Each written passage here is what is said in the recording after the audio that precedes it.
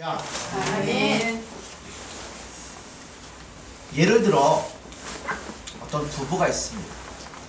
그런데 이 부부가 서로 사이가 나빠져서 그 가정이 거의 파경에 이르는 상태에 이르고 말았습니다. 그러다 보니까 부부간에 서로 해선 안 될 말도 있는데 할 말 못할 말 다 서로에게 쏟아부었습니다. 거의 극단적인 순간까지 갔어요. 그런데 주위 사람들의 중재로 가까스로 원래 상태로 되돌아왔습니다. 자, 서로 간에 용서하고 다 덮고 모든 걸 끝냈어요. 그래서 이제 모든 것이 전과 같아졌습니다. 물건도 있어야 될 자리에 있고 옛날처럼 정상적으로 생활을 합니다. 그렇다고 과연 이 부부가 정상적이 되었을까요? 예전의 생활로 돌아왔다고 해서 모든 것이 다 회복된 것은 아닙니다. 왜냐하면 그 과정에서 이미 볼 것, 못 볼 것 다 보았고 들을 말, 못 들을 말 다 들었습니다. 아마 그런 것들이 서로 다 해결된 것 같지만 마음속에는 깊은 상처로 남아 있었습니다. 무엇보다도 걱정되는 것은 언제 또 이런 상황이 재발될지 모른다는 겁니다. 그래서 한번 이처럼 좋지 않은 일이 일어나고 나면 단순히 원래 상태로 되돌아가기만 해서는 안 된다는 겁니다. 오히려 그들 이전보다 더욱더 견고하게 잡아낼 수 있는 안전장치가 필요하고요. 그 전에 사랑했던 것보다 이제는 뭐 해야 돼요? 더 뜨겁게 사랑하는 관계로 나아가야만 문제가 생기지를 않는다는 겁니다. 그렇지 않으면 원상 회복되었다라고 말하기는 어렵다는 거죠.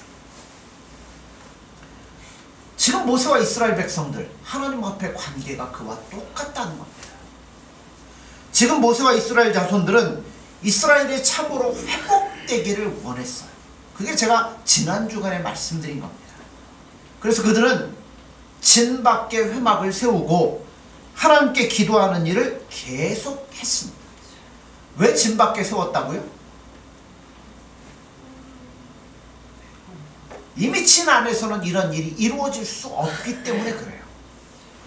이미 공식적인 모든 조직이 부패했기 때문에 그것을 통하여 교회를 회복시킨다는 것은 불가능했기 때문에 그곳을 벗어나 진 바깥으로 나아가 하나님 앞에 기도했던 겁니다. 하나님이 드디어 그들의 기도에 응답을 하시고 뭐를 회복시켜 주셨어요? 쉐키나라고 하죠. 하나님의 영광의 구름, 그것을 이스라엘 백성들 가운데 다시 보내주셨습니다. 그리고 하나님이 모세와 더불어 누구처럼? 친구처럼 대화를 하셨습니다. 어떻게 보면 자, 이제 모든 어그러진 관계가 회복이 됩니다. 다시 예전으로 돌아간 것 같습니다. 그러나 한 사람은 그렇게 생각하지 않았어요. 모세는 그것이 결코 정상적인 회복이 아니라고 생각을 했습니다. 이걸 이스라엘 백성들과 하나님과의 관계로 여러분 생각하지 마시고 나와 예수님과의 관계로 생각을 하셔야 돼요. 모세는 그렇게 생각하지 않았어요. 왜냐하면 이미 이스라엘 자손들의 부패했던 모습을 모세는 친히 경험하고 목격을 했습니다. 다시 하나님의 영광의 구름이 나타나고 하나님의 음성이 들린다고 해서 모든 것들이 원래대로 회복된 것은 아니라고 모세는 생각했어요. 왜냐하면 얼마든지 금송아지 사건은 다시 일어날 수도 있다는 겁니다. 그래서 모세는 이거를 덮을 수 있는 더 큰 하나님의 은혜가 필요하다는 것을 절실하게 깨달았습니다. 또다시 금송아지 사건이 되풀이되지 않으려면 이스라엘 백성들이 뭐 해야 돼요? 이전보다 하나님을 더 뜨겁게 사랑하고 하나님 은혜 가운데 살아가야 돼요. 그런 은혜가 필요하다는 것을 모세가 알고 있었기 때문에 여기서 멈추지 않고 하나님 앞에 더욱더 기도하기 시작했습니다. 하나님께서 임재하시고 아마 백성들은 그렇게 생각했겠죠.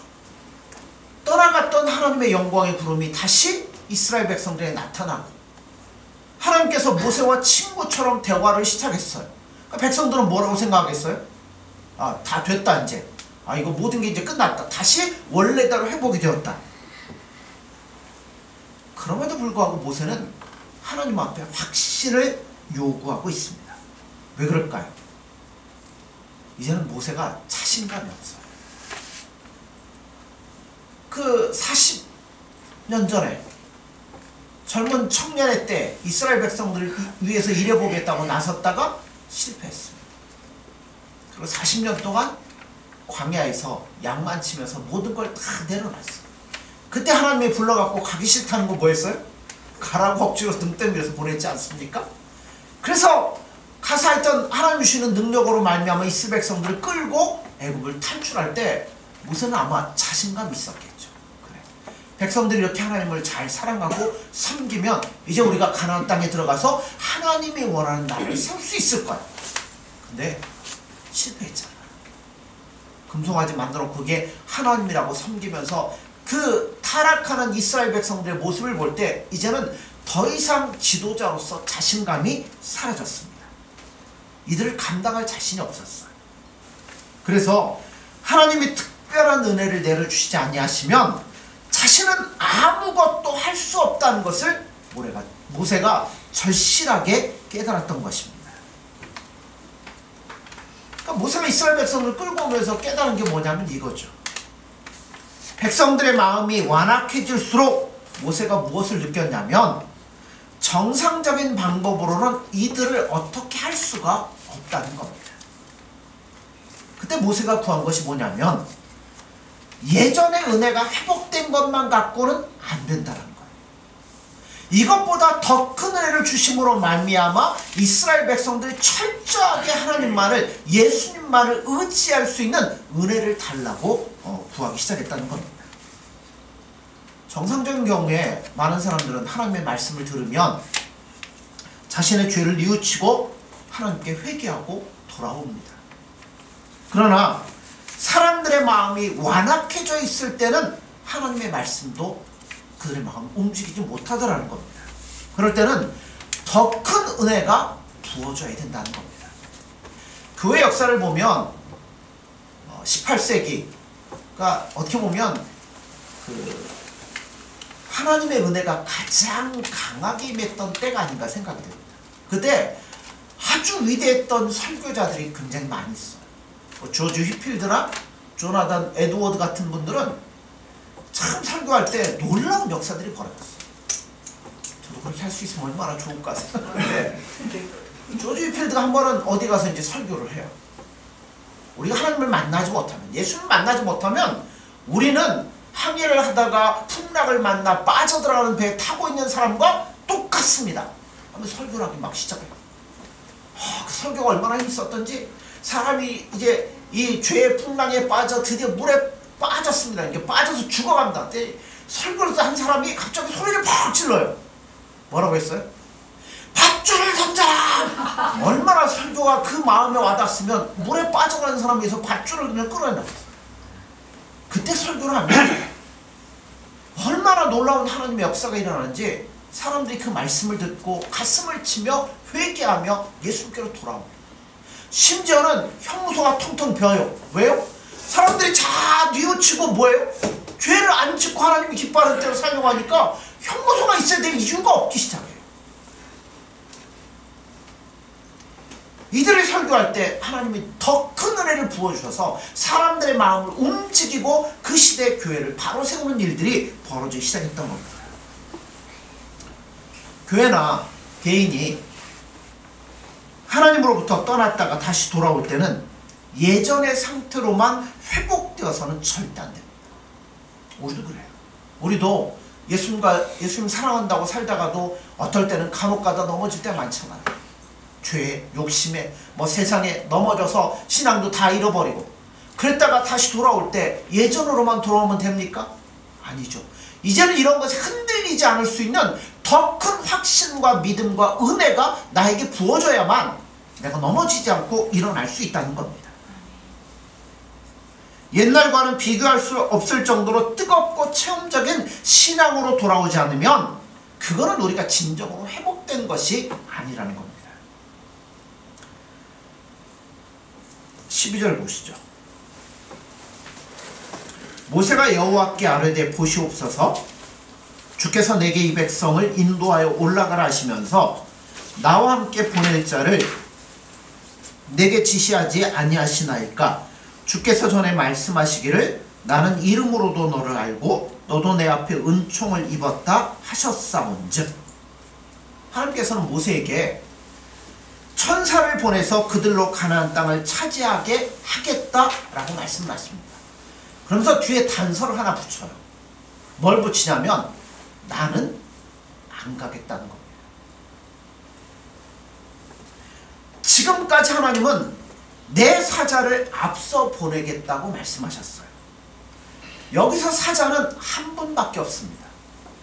누구냐면 바로 떨기나무 가운데서 모세를 부르신 분, 구름 기둥 가운데서 애굽의 군인들과 싸우신 분, 우리가 주라고 말하는 바로 예수 그리스도입니다. 예수님이에요. 항상 예수님을 먼저 보내신 거예요. 그런데 이스라엘 백성들이 금송아지를 만들고 난 후에 하나님은 내 사자가 아니라 그냥 사자를 보내신다고 말씀을 하십니다. 다시 말하자면 예수 그리스도를 보내는 게 아니라 그냥 하나님의 천사를 보내가지고 너희들로 하여금 가나안 땅에 들어가도록 하겠다. 대신에 나는 너희들과 더 이상 같이 가지 않겠다라고 말씀합니다. 자, 그런데 여러분 보세요. 내 사자 예수 그리스도와 그냥 사자 천사, 그 둘이 가는 것 사이에 무슨 차이가 있을까요? 엄청난 차이. 예수님 가는 거하고 천사 가는 거 우리는 무조건 그냥 엄청난 차이가 난다고 생각은 하겠죠. 그런데 구체적으로 어떤 차이가 있을까요?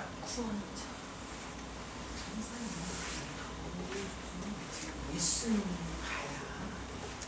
가야. 예, 우리 다 알아요. 근데 아주 큰 차이가 있습니다. 왜 그러냐면 예수님이 이스라엘 백성들과 함께 가면 예수님이 거하실 뭐가 필요해요? 그렇죠. 성전이 필요한 거죠. 대신에 천사가 가면 성전 필요 없어요. 그렇죠? 잘 들으세요. 만약 하나님께서 다른 천사들을 보내신다면 이스라엘은 성전을 지을 필요가 없어지는 것이고, 그 얘기는 성전 없는 백성이 된다는 이야기입니다. 하나님과는 별 관계가 없는 백성이 된다는 거예요.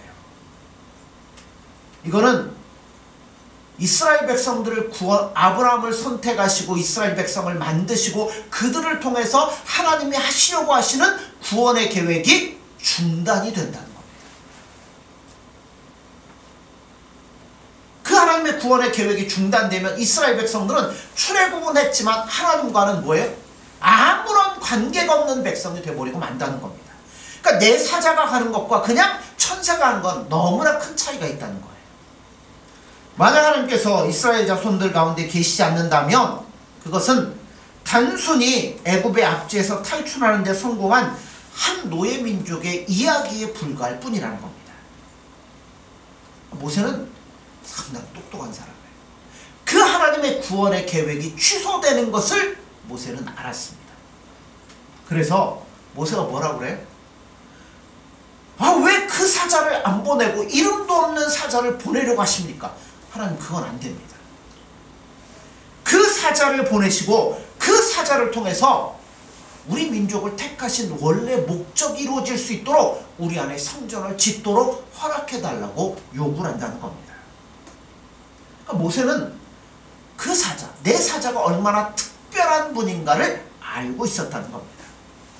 모세는 율법만으로 충분하다고 생각하지 않았어요. 누가 계셔야 돼요? 예수님이 계셔야 되는 겁니다.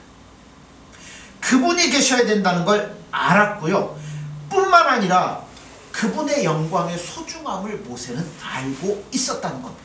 그러니까 자, 사자를 보내서 하나님 뭐 하시겠다고요? 가나안 땅을 니들이 얻도록 해주겠다. 니들이 원하는 거 다 해주겠다. 근데 나는 안 가겠다는 거죠. 그러니까 모세는 그거 아니라 반대로 생각하는 거예요. 하나님, 가나안 땅 아니어도 괜찮습니다. 다른 것은 다 빼앗고 빼앗겨도 괜찮습니다. 그러나 하나님의 영광이 예수님이 우리 가운데 거하지 않는 것은 나는 용납할 수 없습니다. 심지어 가나안 땅을 빼앗겨도 괜찮다라고 모세는 생각을 했어요. 오직 하나님의 영광만이 이스라엘 진중에 있어야 된다는 것이 그의 생각이었다는 것. 여러분, 우리도 마찬가지죠. 우리는 예수님을 통해서 뭔가를 얻으려고 하는데 익숙해지면 안 됩니다. 그거 없어도 괜찮아요. 그거 좀 불편해도 괜찮아요. 누구만 있으면 돼요? 예수님이 아니면 안 되는 거죠. 이런 상황에서 모세가 뭐라고 기도합니까? 자, 13절을 보세요. 내가 참으로 주의 목전에 은총을 입었사오면 원하건대 주의 길을 내게 보이사 내게 주를 알리시고 나로 주의 목전에 은총을 입게 하시며 이 족속을 주의 백성으로 여기소서. 뭘 보여달라고요? 주의 길을 보여달라는 겁니다. 주의 길이 뭐예요? 하나님의 계획을 알려달라는 겁니다. 즉 하나님의 계획이 무엇입니까? 과연 이 백성을 떠나실 것인지 아니면 성전을 짓게 해서 이 백성 가운데 하나님이 같이 거하실 것인지 그거를 알게 해달라는 겁니다. 다른 말로 그럼 이런 얘기죠. 하나님께서 나에게 은혜를 주셨다고 말씀하는데 그 은혜가 무엇입니까? 정말 제가 하나님의 은혜를 입었다면 하나님의 영광을 우리에게 주시는 게 진짜 은혜 아닙니까? 나는 그게 필요합니다 라고 요구하는 거예요. 그러면서 어떻게 성전의 영광은 거둬가시면서 은혜를 주신다고 말씀합니까? 나는 이게 옳지 않다고 생각합니다. 대단한 기도 아닌가요? 이어서 15절을 보시죠. 모세가 여호와께 아뢰되 주께서 친히 가지 아니하시려거든 우리를 이곳에서 올려보내지 마옵소서. 만약 하나님이 우리와 함께 하지 않는다면 하나님 없는 가나안 땅에 우리에게 무슨 소용이 있겠습니까? 안 가겠습니다 라고 모세가 이야기하는 거예요. 그러면서 하나님, 예수님 우리와 함께 하시옵소서. 우리 가운데 임하셔서 우리 영광을 받으시고 우리에게 은혜를 베푸시고 우리의 삶을 다스리시고 우리를 인도해 주옵소서. 그런 기도를 하는 겁니다. 이처럼 모세는 가장 중요한 것을 빼앗기지 않겠다는 몸부림으로 가득 찬 기도를 하나님 앞에 드리고 있습니다. 그에게 제일 중요한 건 가나안 땅도 아니에요. 그게 제일 중요한 것은 하나님의 영광이요 그 영광을 모시는 성전이 그에게는 가장 중요했습니다. 그러니까 은혜 없는, 하나님 없는, 예수님 없는 이스라엘은 껍데기에 불과하다는 거죠. 모세는 하나님의 성전 계획이 무산되는 순간 그의 기도로 다시 그 축복을 얻어내기 시작했습니다. 저는 우리 역시 이런 절박한 기도가 있어야 된다고 생각합니다. 여러분, 남들이 다 가지고 있고 어디서나 구할 수 있는 것 위에서 몸부림치며 기도하는 것, 사실 우리가 많이 그렇게 해왔죠. 옳지 않은 거라고 생각이 됩니다. 가장 큰 예수님의 은혜, 예수님을 알아가는 것, 그분을 닮아가는 것, 그분이 나의 삶을 인도해 주시고 그 앞에 순종하며 그분으로 인해 기뻐하는 것, 그것을 위해서 여러분 기도하시기 바랍니다. 하나님의 구원 역사가 우리를 중심으로 이루어졌다면 여러분 그 특권을 빼앗기지 마시라는 거예요. 하나님 왜 이스라엘 백성들을 선택을 하셨을까요? 그들에게 무슨 자격이 있습니까? 뭐가 있습니까? 아무것도 없어요. 근데 뭐 하시려고 택하셨어요? 세상에 대하여 제사장 나라 삼으려고 택했다는 겁니다. 그들을 통해 하나님의 은혜가 무엇인지, 하나님이 누구인지, 하나님의 계획이 무엇인지 그거를 백성들로 하여금 알리도록 하게 택했는데 이스라엘 백성들이 지금 실패하고 있잖아요.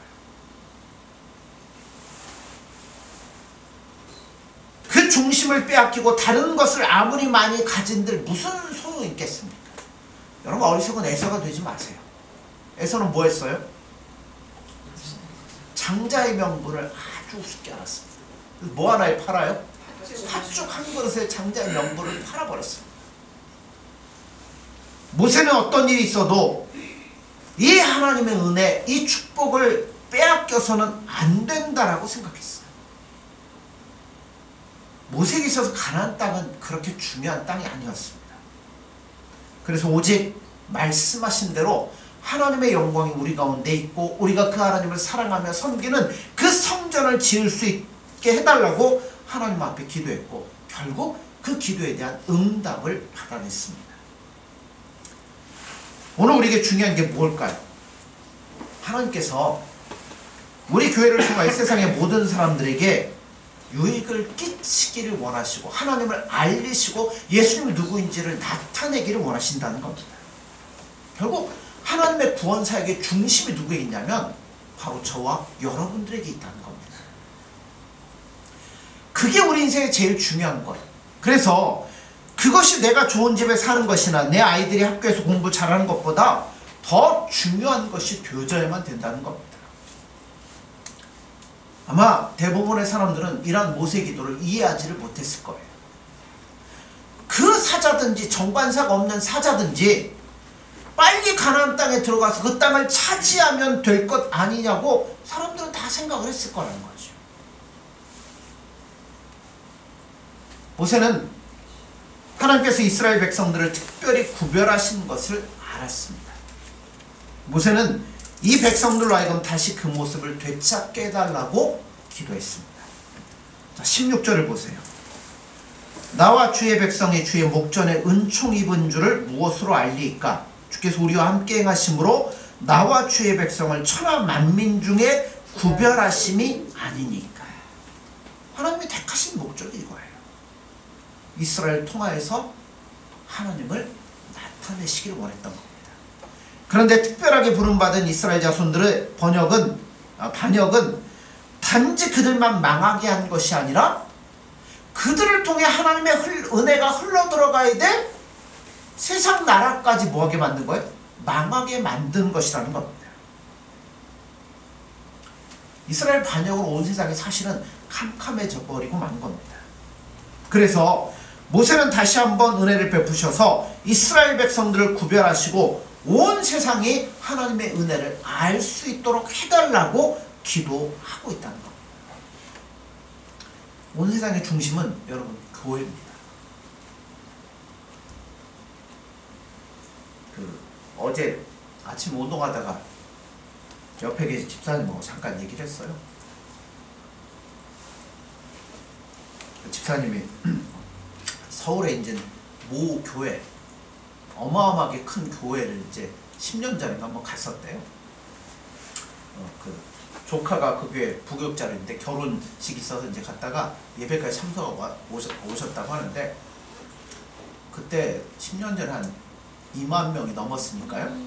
지금은 한 10만 명이 넘는다고 얘기를 하는데 뭐 이제 거기 젊은이들이 많고 그 찬양 예배를 드리는데 목사님 설교는 아주 짧고 막 무슨 팀 나와가지고 막 그 음악에 맞춰서 이제 찬양을 하면서 막 보는데 막 굉장히 이 감동이 되고 막 그랬다고 그러더라고요.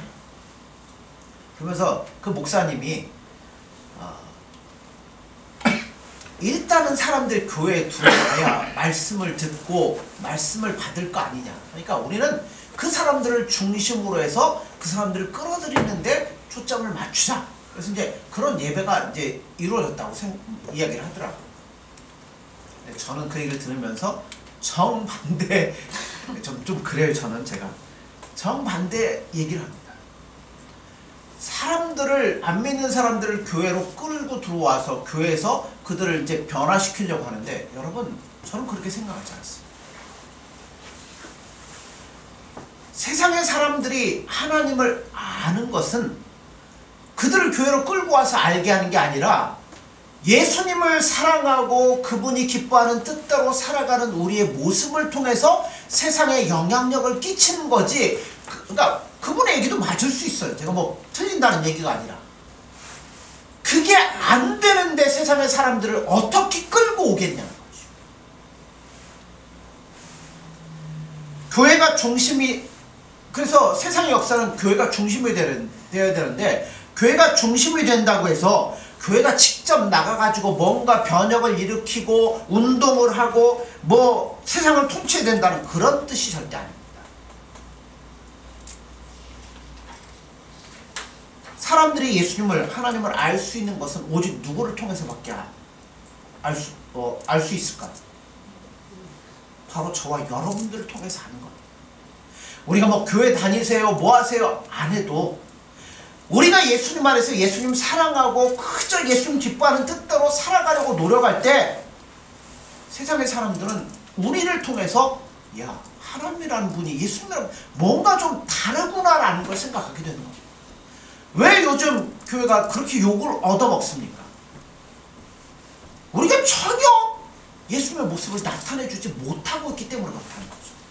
그 불과 우리나라 80년 뭐 그때만 해도요, 교회 다니면 뭐예요? 특별하다고 생각했어요. 그 교회 목사 그러면 그래도 세상 사람들은 뭐예요? 뭔가 좀 존경할 만하고 뭐 다르고 이렇게 생각해요. 요즘 어떻습니까? 요즘 전혀 그렇지 않아요. 교인들에 대한 것도 똑같죠. 그러므로 우리가 예수님이 기뻐하는 뜻대로 살지 못하는 것은 교회만 불행해지는 것이 아니라 온 세상이 예수님을 알지 못하도록 걸림돌이 된다는데 정말 중요한 문제가 있다는 겁니다. 교회는 너희는 세상의 빛이라고 분명히 말씀하잖아요. 교회가 교회다워지는 것이 다른 사람들을 돕는 가장 좋은 방법입니다. 교회 안에 무슨 프로그램을 많이 만들고 여러가지 조직을 세우기 전에 교회가 먼저 참된 교회 모습을 회복하는 것이 세상에서 제일 좋은 거예요. 그러니까 우리가 세상을 향해서 뭔가 캠페인을 하고 뭔가를 돕고 이런 것보다 더 중요한 게 뭐냐면 우리 한 사람 한 사람 예수님 앞에 바로 서면 되는 거예요. 그게 제일 중요한 봉사고 하나님이 제일 기뻐하시는 모습이라는 겁니다. 교회 회복은 그래서 어디에 있냐면 말씀의 회복에 있습니다. 여기서 말씀이 누구예요? 예수님의 얘기잖아요. 우리가 예수님으로 인하여 회복되어지면 제가 아까 조지 휘필드 얘기했잖아요. 그 완악했던 사람들의 마음이 예수님 앞에 물처럼 녹아지니까 더 이상 감옥에 갈 사람이 없어지기 시작하는 거예요. 예수님밖에는 없다는 겁니다. 그리고 우리가 예수님 안에 온전히 거하게 되면 그때부터 예수님의 사랑이 우리 안에 흘러넘치면 서로 사랑하고 용납하는 일이 시작이 되는 겁니다. 여러분, 우리 안에 예수 그리스도가 살아계시고 서로 아무런 걸림돌 없이 예수님의 은혜 안에 용납하고 사랑할 때 거기에 누가 나타나기 시작해요? 예수님이 나타나고 하나님의 은혜가 나타나기 시작하는 겁니다. 그래서 중요한 것은 우리 한 사람 한 사람이 예수님의 사랑의 능력을 다시 회복하는 것이 필요한 겁니다. 이것이야말로 교회가 세상을 도울 수 있는 가장 중요한 것이라고 저는 생각을 합니다. 교회가 있어야 될 자리에 있는 것이 세상으로 하여금 자기 자신을 알 수 있도록 하고 하나님을 알게 하고 하나님께로 나오도록 만드는 것입니다. 교회는 세상을 섬기기 위해서 존재합니다. 그렇다면 세상을 어떻게 섬길까요? 교회의 바른 모습을 잘 지키는 것을 통해서 할 수 있습니다. 그러므로 우리가 무엇보다도요, 예수님 안에 온전히 거해야 돼요. 교회 조직 이런 문제가 중요한 게 아니라 우리 한 사람 한 사람이 예수님의 사랑을 느끼고 그분 앞에 더 깊이 들어갈 때 우리 교회의 조직이 살아나게 되는 거고, 더 나아가서는 세상이 그 모습을 통해 살아날 수 있다는 겁니다. 하나님은 교회를 중심으로 역사를 주관하십니다. 그런데 교회가 부패하면 하나님이 뭘 통해 하나님의 뜻을 나타내시겠어요? 그러므로 교회 안에, 우리 안에 다시금 예수님의 은혜가, 영광이 회복되어야 됩니다. 왜 교회가 필요할까요? 그냥 예수 믿는 사람들끼리 모여서 예배드리고 영광드리고 그게 아니라 우리가 말씀을 통해서, 예배를 통해서 우리 자신이 뭐 해줘야 돼요? 새로워져야 되죠. 변화되어져야 되죠. 교회는 사람이 새로워지는 겁니다. 우리가 처음 예수 믿을 때는 연약하죠. 부족하죠. 그러니까 세상에도 다리 걸쳤다가 넘어지기도 하고 이러면서 예수님의 은혜로 말미암아 조금씩 단단해져가는 그 일이 우리 가운데 이루어져야 된다는 겁니다. 오늘 교회가 사람들에게 손가락질을 받고 있는 이유가 무엇이냐면 하나님이 누구인지를 모르기 때문에 그래요. 왜 세상의 사람들이 하나님이 누구인지를 모를까요? 그것은 하나님 앞에 바로 서지 않고 믿는다는 사실만으로 자기 만족에 빠져 있기 때문에 그렇다는 겁니다. 우리가 정말 예수님 사랑하면요, 그 은혜를 맛보면요, 세상과 나는 간 곳 없고 구속한 주만 보이더라. 예수님만 보이고, 그런 우리의 모습을 통해서 세상의 빛과 소금의 사명을 감당할 수 있으리라 믿습니다. 그러므로 여러분 더 큰 은혜를 구하십시오. 모세가 구했던 것처럼 가나안 땅, 그거 예수님 없으면 아무것도 아니잖아요. 예수님과 관계없으면 그냥 하나의 민족에 탈출해서 거기서 잘 살았더라 하고 끝나는 얘기 아닙니까? 근데 모세는 그게 아니라 예수님이, 하나님이 나와 함께 하시다는 겁니다. 여러분, 그러므로 우리가 이 말씀을 붙잡고 더 예수님 앞에 큰 은혜를 구하십시오. 무슨 은혜 구하실 거예요? 예수님을 구하십시오. 예수님 안에 모든 게 다 있습니다. 그러므로 예수님을 구하셔서 예수님과 즐거이 동행할 수 있는 저와 여러분들 되어지기를 간절히 소원합니다. 기도하겠습니다. 예수님 사랑합니다. 또한 감사합니다. 저희들은 너무나 연약하고 부족하여 쉽게 지치며 낙심하며 넘어집니다. 저희들이 넘어지지 않고 낙심하지 않기 위해서는 예수님의 더 크신 은혜가 우리에게 필요합니다. 예수님, 이전보다 더 뜨거운 사랑을 우리 안에 부어주시고 우리가 더 예수님을 구할 때 우리 안에 만나주시고 말씀하여 주셔서 우리가 예수님을 더 크게 경험할 수 있도록 도와주시고, 그러한 우리의 모습을 통해서 우리를 구원하신 하나님의 온전하신 뜻이 우리를 통해 이루어질 수 있는 아름다운 삶이 될 수 있도록 함께하여 주옵소서. 오늘도 예수님을 찾고 구할 때 예수님 우리 안에 큰 은혜를 부어주셔서 예수님으로 말미암아 기뻐하며 즐거워할 수 있는 복된 삶이 되어지도록 함께하여 주옵소서. 예수님의 이름으로 기도드립니다. 아멘.